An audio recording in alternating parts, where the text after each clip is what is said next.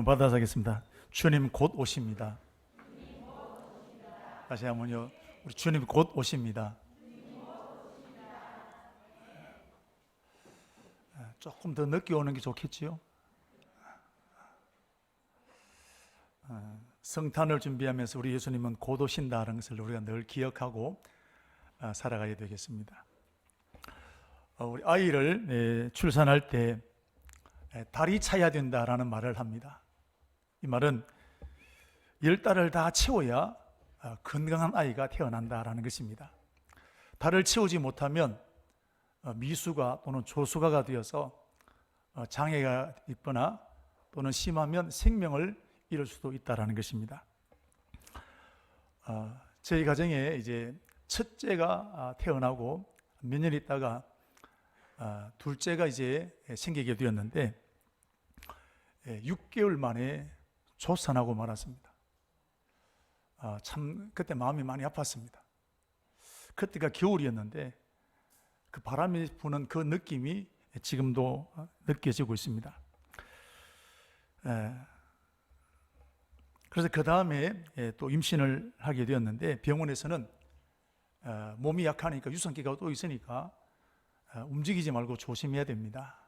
그래서 지냈던 그 기간들이 아주 조마조마하게 지나왔던 기억이 납니다. 그래서 10달이 되기까지 아마 거의 누워 있었던 아내의 기억을 제가 가지고 있습니다. 다행스럽게 10달이 다 차서 아이가 났습니다. 개입니다. 오늘 열이 나서 못 왔습니다. 자, 오늘 본문을 보면 때가 참해라는 말이 나옵니다. 이 무슨 뜻일까요? 달이 꽉 찼다는 거예요. 무르익었다는 것입니다. 과일을 예를 들면 이제 추수하지 않으면 안 될 만큼 아주 잘 익었다는 거예요. 때가 찼다 그랬습니다. 그럼 무슨 때가 찼느냐? 아담과 하와가 마귀의 유혹에 빠져 선악과를 안 먹었습니다. 하나님의 형상대로 지음받았던 그 아담과 하와가 이제는 마귀의 종이 되고 말았습니다. 그런데 하나님께서는 여자의 후손을 보내셔서 뱀의 머리를 밟고 우리를 구원하시겠다고 약속하셨습니다. 창세기 3장 15절 말씀에 여자의 후손은 내 머리를 상하게 할지라 그랬습니다.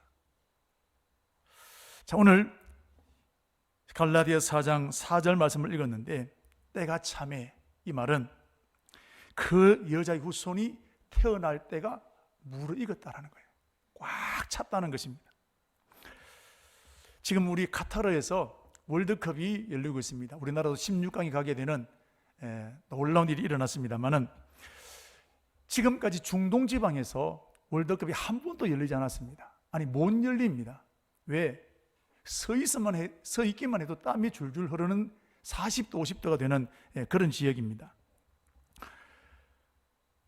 그래서 중동 지방에는 한 번도 월드컵을 개최하지 못했는데 이번에 카타르에서 월드컵을 개최했습니다. 몇 가지 단서가 있습니다. 보통 월드컵이 8월 달에 열리거든요. 여름에 열립니다. 그런데 중동 지방에는 너무 더우니까 12월 달에 열리는 겁니다. 조절했습니다. 그래도 안 되는 겁니다. 덥고 습한 기온이 여전히 남아 있습니다. 그래서 카타르에서는 상상할 수 없는 일을 했습니다. 뉴스를 보신 분도 계셨겠습니다만은 축구장에다가 뭘 했느냐? 에어컨을 설치를 했어요. 상상이 가세요? 실내도 아니고 5만 명, 4만 명, 6만 명 들어가는 그 축구장에 에어컨을 설치했습니다. 전기세가 얼마나 나오겠습니까? 이번 월드컵을 준비하면서 카타르에는 307조를 투입했다고 합니다. 어마어마한 천문학적인 돈을 투자했습니다. 그런데 카타르는 이 일을 감당할 수 있는 능력이 됩니다. 카타르는 우리나라 크기가 우리나라 경기도밖에 되지 않습니다.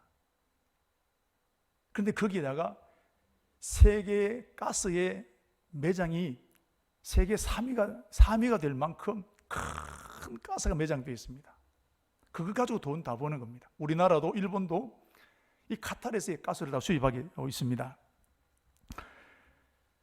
1인당 국민소득 GNP가 얼마나 되느냐? 10만 달러가 넘습니다. 우리나라와 비교해 우리나라는 3만 달러 정도 되거든요.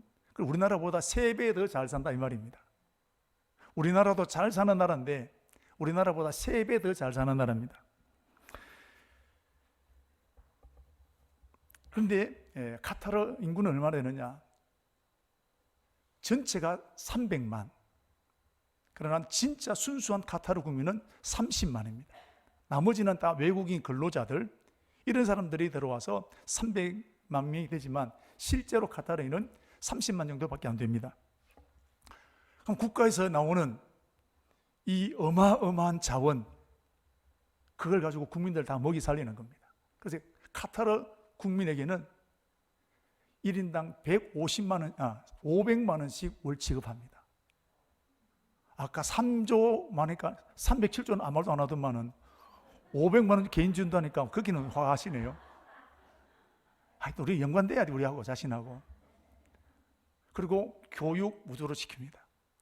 병원 공짜로 갑니다. 유학 가면 공짜로 다 시켜줍니다. 돈이 남아 도는 나라가 카타르입니다. 자, 그러니까 어마어마한 경기장을 짓고 그 안에 전기시설, 에어컨을 다 설치하게 된 것입니다. 아마 카타르가 생기고 난 다음 이렇게 큰 국제 행사를 치른 적은 이번이 처음입니다. 그렇다면 적극적으로 준비했을까요? 오랫동안 준비했을까요? 오랫동안 몇 년 전부터 이런 이 일을 준비했을 거예요. 그렇게 준비하게 되니까 이 월드컵을 잘 치르게 되는 걸 보십시오. 저절로 되는 게 없습니다. 하나님은 마귀로부터 저와 여러분을 구원하기 위해서 여자의 후손을 이 땅에 보내기로 약속하셨습니다. 근데 대충 보내시겠습니까? 여자의 후손이 된다는 것은 남자 씨 없이 여자 혼자 아이를 낳는다는 것입니다. 이건 불가능한 일입니다. 그런데 하나님 그 일을 하시겠다고 하셨습니다. 이 일은 천지를 창조하는 것보다 훨씬 더 복잡한 일입니다. 하나님께서 친히 만드신 창조의 법칙을 깨뜨리는 일이 바로 이런 일입니다. 천지 창조는 6일 만에 끝나게 되었지만 여자의 후손을 보내는 데는 100년이 아닙니다. 1000년이 아닙니다.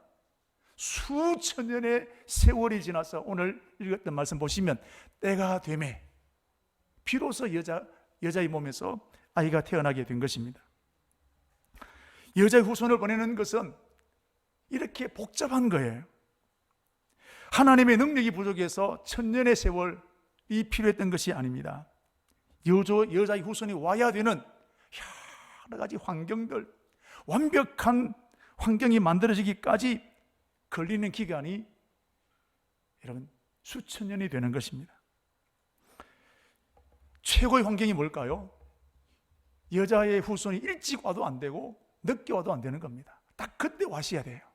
우리 여러분 돈이 필요할 때 어떻습니까? 지금 필요해요. 내일도 필요 없고 일찍 와도 필요 없고 지금 필요할 때가 있지 않습니까? 헌혈, 피가 필요할 때 지금 필요한 거예요. 마찬가지입니다. 모세 예를 들어보면 애굽의 바로 왕이 히브리인들은 남자라고 태어난 것은 다 죽이라 그랬습니다. 그런데 모세의 어머니가 이 모세를 죽일 수 없어서 키우다가 더 이상 키울 수 없어서 갈대 상자를 만들어서 그 모세를 띄워보내게 됩니다. 모세는 죽은 목숨입니다. 여러분, 나일강이 작은 강이 아닙니다. 큰 강입니다. 파도가 치면 뒤집힐 수 있습니다. 그 갈대 상자에 모세는 실려가는 겁니다. 어떻게 될지 아무도 모릅니다. 그런데 그때 마침 애굽의 바로 공주가 나와서 목욕하러 왔다가 갈대 상자를 발견하게 됩니다. 왜 하필 그때 바로의 공주가 목욕하러 나왔을까요? 그때 나오지 않았다면 모세는 인생 끝나는 겁니다. 나일강이 또랑이 아닙니다. 낙동강보다 훨씬 더 넓고 큰 강입니다. 왜 하필 모세가 탄 갈대상자가 바로의 공주가 목욕하러 온 그 자리에 가게 되었을까요? 이게 절묘한 타이밍이라는 거예요. 이게 최고의 환경이라는 것입니다. 그리고 바로의 공주가 갈대상자를 열어보니까 그 히브리 아이가 다 있습니다. 왕이 죽이라고 했습니다. 그런데 공주 마음에 불쌍하다는 생각이 듭니다. 그래서 자기 아이로 키우게 됩니다. 왜 하필 그때 그 마음이 들었을까요? 기가 막힌 타이밍 아니겠습니까? 이 환경과 조건을 만드신 분이 누구시냐? 하나님이시라는 거예요. 하나님은 완벽한 타이밍을 만드신 분이 하나님이십니다. 여자의 후손을 보내시는 것은 이런 타이밍을 만드는 것보다 훨씬 더 어렵고 까다로운 것입니다. 하나님은 아무 때나 여자의 후손이 필요하다고 보내신 것이 절대로 아닙니다. 여자의 후손이 태어나야 될 최고의 타이밍에 하나님은 여자의 후손을 보내신 것입니다. 그래서 오늘 읽었던 3절 말씀을 보시면 이와 같이 우리도 어렸을 때에 이 세상의 초등학문 아래 있어서 종로로 하였더니, 오늘 보시면 어렸을 때 그랬습니다. 우리가 아직 예수 믿기 전에 이 말입니다. 십자가의 복음이 들어오기 전에 어떻게 되었느냐 하면 초등학문이 있어서 그 안에 우리가 종로를 했다 그랬습니다. 초등학문이 뭐냐면 율법을 말하는 것입니다. 율법은 예수님 오시기 전에 있었던 구원의 규정이 바로 율법인데, 죄에서 벗어나는 길은 율법을 지켜야 되는 것입니다. 그런데 율법을 지키는 것이 한두 가지가 아닙니다. 수백 가지, 수천 가지가 되는 것입니다. 오늘 차를 타고 오셨겠습니다만, 나는 지금까지 운전하면서 교통법규 한 번도 안 어겼다는 분 있으신가요? 나는 범칙을 한 번도 안 받았다는 분 있으신가요? 교통법규가 있지만 다 못 지키는 거예요. 율법이 있지만 율법을 다 못 지키는 겁니다. 그래서 사람이 나중에 어떻게 되느냐 하면, 죄를서 벗어나기 율법을 만들어 주셨지만 이제는 율법의 종이 되어 살아갈 수밖에 없는 겁니다. 이게 여자의 후손이 태어날 때의 사람의 모습이라는 겁니다. 율법은 100개를 다 지키다가 한 가지 어기면 그 죄를 짓는 것입니다. 하나님께서는 또 할례나 짐승에게 피로 제사를 드리거나 이렇게 하면 죄 용서받을 수 있는 길을 주셨습니다만은, 그러나 눈먼 것, 절뚝발이 이런 걸 가지고 하나님이 그들의 예배를 볼 때 역겨워하셨던 것을 볼 수 있습니다. 이것은 율법으로도 어떤 제사로도 할례로도 죄 용서받을 수 없다는 것입니다. 그래서 로마서 3장 20절 말씀을 보시면, 그러므로 율법의 행위로 그 앞에 어렵다 하심을 얻을 육체가 없나니 율법으로는 죄를 깨달을 뿐이니라 그랬습니다. 율법으로는 어렵다 할 육체가 없다. 모두가 다 죄인이라는 겁니다. 그 다음에 갈라디아 3장 19절 말씀을 보시면, 그런지 율법은 무엇이냐? 범법함으로 더해진 것이라 천사들을 통해서 한 중보자의 손으로 베푸실 것인데 약속하신 자손이 오시기까지 있을 것이라. 약속하신 이가 오실 때까지 율법이 필요한 거예요. 그분이 누구냐? 예수 그리스도라는 겁니다. 자, 이제 사람들은 율법이나 할례나 짐승이 피로 제사를 드리는 것이나 어떤 것으로도 죄 용서 받을 수 없다는 것, 자기들 스스로 깨닫게 되었습니다. 이제 다른 방법 없습니다. 해도 안 되는 겁니다. 그래서 영원히 마귀의 종으로 살아갈 수밖에 없는 것이 사람의 모습입니다. 이렇게 사람의 힘으로 노력으로 불가능하다는 것을 깨닫게 되었을 때 하나님은 비로소 그때의 여자의 후손을 보내셨다는 사실입니다. 그래서 히브리서 1장 1절 2절 말씀 보시면, 옛적에 선지자들을 통하여 여러 부분과 여러 모양으로 우리 조상들에게 말씀하신 하나님이 이 모든 날 마지막 날에는 아들을 통하여 우리에게 일렀으되 이 아들을 만유의 상속자로 세우시고 또 그로 말미암아 모든 세계를 지으셨느니라. 만물의 마지막에 지금까지는 여러 모양으로 율법과 할례와 짐승의 피로 제사를 드리는 것, 이런 것을 가지고 구원 얻게 하셨지만 마지막 날에는 그게 소용이 없다는 겁니다. 그래서 하나님이 자기 아들 독생자 예수님을 보내셨다라는 것입니다. 여러분, 저와 여러분이 마귀로부터 구원받는 길은 오직 한 가지밖에 없습니다. 여자의 후손, 그 길 외에는 다른 길 없습니다. 그러므로 하나님에게 가장 중요한 일은 우리를 구원하기 위해서 여자의 후손을 이 땅에 보내시는 것입니다. 그 여자의 후손을 보낼 수 있는 최고의 환경을 만들어 나가시는 일이 하나님이 최고의 깊은 관심이 되었다는 사실입니다. 하나님은 이제 하나님의 아들을 여자의 후손으로 태어나게 하시는 이 일, 여러분 막 보내겠습니까? 하나님은 최고의 믿음의 사람들을 통해서 여자의 후손 하나님 아들을 보내시게 된 것입니다.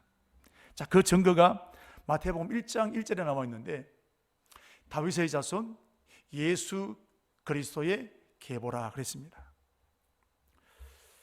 우리 예수님은 아브라함과 다윗의 자손의 후손으로 태어나게 되었다는 사실입니다. 특별히 1장 17절 말씀을 보시면 아브라함 때부터 다윗까지 14대요, 다윗부터 바벨론까지가 14대요, 바벨론에서부터 예수 그리스도까지가 14대라 그랬습니다. 왜 하필 14대 끊어지게 되었을까요? 하나님은 아브라함을 통해서 새로운 일들을 시작하셨습니다. 근데 아브라함의 후손들이 처음에는 믿음 생활을 잘 하다가 시간이 지나면서 그들이 부패하고 타락하기 시작합니다. 그래서 새로운 역사를 이루기 위해서 하나님은 또 한 사람을 선택하셨는데 그 사람이 다윗입니다. 또 14대를 지나가는 동안 믿음 잘 하다가 결국 나라가 망할 만큼 부패해져서 바벨론에 포로로 끌려갔습니다. 그때가 14대가 됩니다. 포로로 끌려간 지 캄막하고 절망이고, 그리고 난 다음에 14대가 지나고 난 다음에 새로운 피조물이 필요한 거예요. 새로운 구원자가 필요한 겁니다. 그래서 그때 보내실 그분이 누구시냐? 예수 그리스도라는 겁니다. 하나님은 여자의 후손을 금방 보내는 게 아닙니다. 적극적으로 보내는 게 아니에요. 완벽한 때에, 그때도 아니고 이후도 아니고 지금 여자의 후손이 필요한 그때에 하나님은 예수님을 보내기로 계획하셨다는 사실입니다. 하나님 이렇게 철저하게 준비하셨습니다. 지난 우리 11월 4일 경북 봉화의 아연 광산이 무너졌습니다. 그때 광부 2명이 매몰되었는데, 이런 가족들이나 우리 국민들은 좀 빨리 구제하면 좋을 텐데 발을 굴리기도 했습니다. 근데 이런 빨리 구조하고 싶다고 그게 되나요? 마음이야 간절하지만 어설프게 덤볐다가는 광산이 무너지면 광부 2명은 그대로 죽을 수 있습니다. 그러므로 시간이 걸리더라도 그 분야의 최고의 전문가를 데려오고 장비의 최고의 장비를 가지고 와서 철저하게 준비합니다. 그래서 10일이 걸려서 그 일을 준비하고 난 다음에 10일 만에 매몰되었던 2분의 광부를 무사히 구출하게 되었던 일들을 우리가 뉴스로 보게 되었습니다. 여러분, 여자의 후손, 광부가 광산에 매몰된 것보다 더한 것이 오늘 저와 마귀의 종으로 매여 있는 것입니다. 여기로부터 구원해내는 것, 얼마나 철저한 준비가 있을까요? 마귀가 얼마나 방해하겠습니까? 완벽한 준비가 필요한 것입니다. 그래서 하나님은 여자의 후손을 보내신 것도 최고의 때에 여자의 후손을 보내시게 된 것입니다. 여러분, 예수님이 아브라함과 다윗의 자손이 되기 위해서는 그냥 되는 게 아닙니다. 아버지도 다윗과 아브라함의 자손이 되어야 되고, 엄마도 아브라함과 다윗의 후손이 되어야 되는 겁니다. 잘 보십시오. 아빠가 다윗의 자손 아브라함 후손이 되어져야 호적에 올릴 수 있습니다. 그런데 우리는 분명히 말씀드렸습니다. 여자의 후손이라고 그랬습니다. 아버지가 없습니다. 그럼 호적에 올릴 수 없습니다. 그럼 이 조건에 맞는 부모가 생겨야 됩니다. 자, 이 조건에 맞는 부모는 과연 어떤 부모여야 될까요? 결혼은 하지 않았는데 결혼은 약속했는데 결혼하지 말아야 될 부부입니다.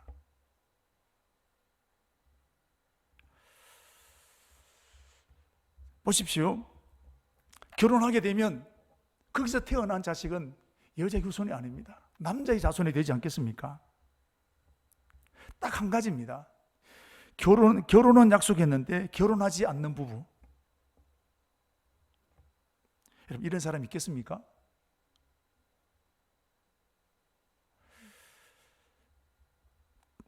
특별히 다윗의 후손 중에서 이런 사람이 있겠냔 말이에요. 설령 있다 하더라도 어느 남편이 자기가 낳은 아들도 아닌 아이를 내 호적에 올릴 남편이 어디 있겠습니까?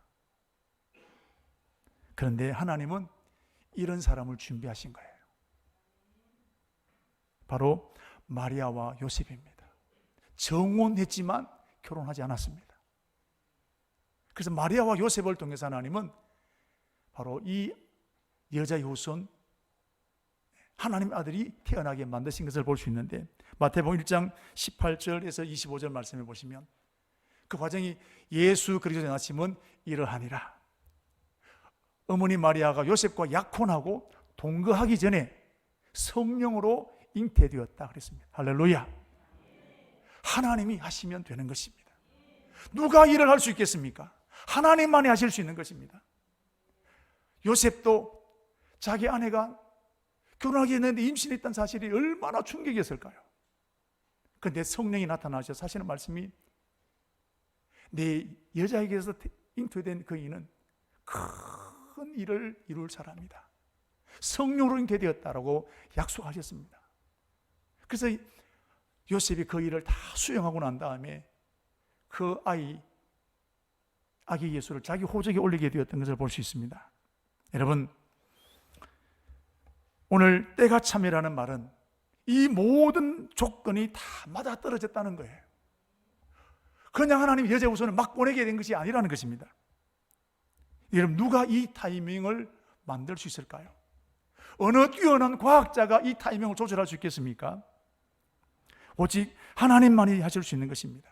하나님은 저와 여러분을 구원하기 위해서 이렇게 완벽한 준비, 철저한 타이밍을 만드셔서 여자의 후손을 이 땅에 보내시게 된 것입니다. 그러므로 이제 이 하나님께서 보내신 여자의 후손, 즉 예수님의 인으로 인해서 마귀의 권세는 완전히 깨어지게 되었습니다. 그래서 이제 저와 여러분들은 신분이 바뀌었습니다. 마귀의 종에서 하나님의 자녀의 신분으로 회복되어졌다는 사실입니다. 6절 말씀 읽겠습니다. 너희가 아들이므로 하나님이 그 아들의 영을 우리 마음 가운데 보내사 아빠 아버지라 부르게 하셨느니라. 그러므로 내가 이제 이후로는 종이 아니요 아들이며 하나님으로 말미암아 유업을 받을 자니라. 이제 우리는 종이 아니라 하나님의 자녀가 되었고 하나님을 아빠 아버지라 부르는 신분으로 회복되어지게 되었다는 사실입니다. 이분이 예수 그리스도십니다. 그 예수 그리스도를 보내기 위해서 하나님은 이렇게 준비하셨다는 것입니다. 저는 오늘 이 말씀을 준비하면서 가슴이 벅찼습니다. 그냥 예수님이 이 땅에 오셨다, 식상이 지나갔습니다. 내가 얼마나 소중한 존재인지를 다시금 깨닫게 되었는데, 나를 구원하기 위해서 하나님 이렇게 치밀하게 수천 년부터 완벽한 계획을 가지시고 이렇게 준비하셨던 이 주님의 모습을 볼 때, 내가 이렇게 소중한 존재구나, 내가 이렇게 가치 있는 존재인 것을 다시금 깨닫게 되었습니다. 여러분, 저와 여러분은 하나님 보시기만 해도 기쁨을 이기지 못하시는 존재인 걸 믿으시길 바랍니다. 한번 따라서, 나는 소중한 사람이다. 나는 예수 값을 지불한 사람이다. 아멘. 이걸 믿으셔야 돼요. 우리 앞에 우리를 낙심하게 하는 일들이 얼마나 많겠습니까? 우리는 예수짜리입니다. 1억짜리면 얼마나 좋겠습니까? 우리는 예수짜리입니다. 값으로 매길 수 없는 예수짜리가 오늘 저와 여러분의 사실을 믿으시기를 축복합니다. 더 중요한 게 있습니다. 저와 여러분의 때도 하나님의 손에 있다는 것입니다. 시편 31편 5절에 있는 말씀 보면 나의 앞날이 주의 손에 있사오니 그랬습니다. 나의 앞날이 주의 손에 있다라는 것. 내 노력도 필요하고 내 계획도 필요하지만 내 앞날이 누구에 있다고요? 하나님의 손에 있다는 사실입니다. 하나님은 저와 여러분을 위해서 놀라운 계획을 가지고 계십니다. 비록 길이 막히고 사업이 어렵고 고난 속에 있달지라도 하나님은 지금도 저와 여러분을 위해서 최고의 때를 준비하신다는 걸 믿으시기를 축복합니다. 그러므로 우리가 해야 할 일은 그 하나님을 의지하고 하나님 앞에 기도하면 하나님께서 닫힌 문을 열어주시는 것입니다. 기도하면 깨어진 것 회복시켜 주시는 것입니다. 기도하면 하나님 세계를 만들어 주시는 것입니다. 그래서 보십시오. 이 일을 행하시는 여호와, 그것을 만들며 성취하신 하나님이라고 했습니다. 하나님이 세상의 주인이시니까 때와 시기를 맞출 수 있다는 겁니다. 이 일을 행하시는 여호와, 그것을 만들며 성취하신 그분께서 이러시기를 너는 내게 부르짖어라. 그러면 내가 응답하겠고 내 생각을 뛰어넘는 크고 엄밀한 일들을 보이시겠다고 약속하셨습니다. 눈물로 씨를 뿌리는 사람들 기쁨으로 단을 거두겠다고 주님은 약속하지 않으셨습니까? 지금 길이 막힌 분 있으십니까? 고난의 한가운데 들어와 있는 분 있으십니까? 기도하면 하나님은 세계를 여실 줄로 믿습니다. 하나님을 간장하는 저와 여러분으로 세워지게 되기를 주의 이름으로 축복합니다. 특별히 우리 청강교회는 하나님이 세우신 교회입니다. 하나님이 그냥 심심해서 청강교회를 세웠겠습니까? 피로 세우신 교회입니다. 자신의 피를 통해서 세워진 교회가 우리 청강교회입니다. 왜 세우셨을까요? 여기 목사 와서 목사 직업하라고 이런 목사 교회 세웠을까요? 교회를 세우신 한 가지 목적은 이 땅 가운데 하나님이 살아계신 것을 보여주기 위해서 하나님은 교회를 세우셨다는 사실입니다. 잃어버린 영혼들을 살려내고 그들에게 예수의 십자가의 복음을 전하기 위해서 교회를 세우셨다는 사실입니다. 특별히 지금 우리 시대를 바라보면 하나님을 대적하고 하나님을 무시하는 시대가 되어가고 있습니다. 차별금지법, 동성애 교육 개정안, 정부 정책이나 사회 분위기가 점점 하나님을 대적하는 분위기로 흘러가고 있습니다. 그러므로 지금이야말로 교회가 깨어나야 됩니다. 내 이름으로 일컫는 내 백성이 그들이 악한 길에서 떠나 스스로 기도하고 내 얼굴을 찾으면 내가 하늘에서 듣고 그들의 죄를 사하고 그 땅을 고칠 것이라고 약속하셨습니다.